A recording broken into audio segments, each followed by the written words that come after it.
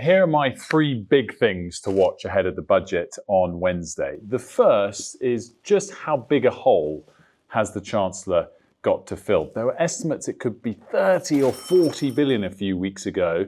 I have a feeling the reality is it will be less. They've tried to set expectations very low so that when the reality comes out, it doesn't look as damaging. If it's only 10 billion, I think that will be seen as a win.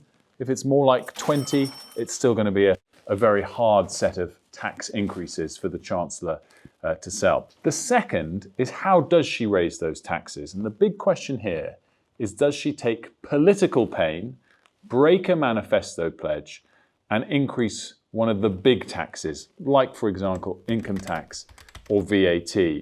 That looks highly unlikely now, and therefore instead, does she take more economic pain and do lots of small tax increases? The business and economics community would prefer the former.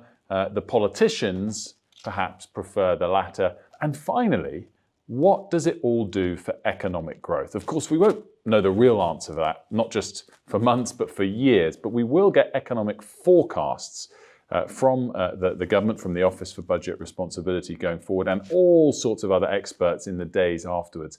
And the big problem the Chancellor has this year compared to last year is that last year taxes went up, but it was in order to fund an increase in spending. So that led some people to think that growth would improve. This time, taxes are going to go up, but spending's not really going to increase. So the growth outlook that follows Wednesday's announcement will be absolutely key to watch, and it's going to be very tough for the Chancellor.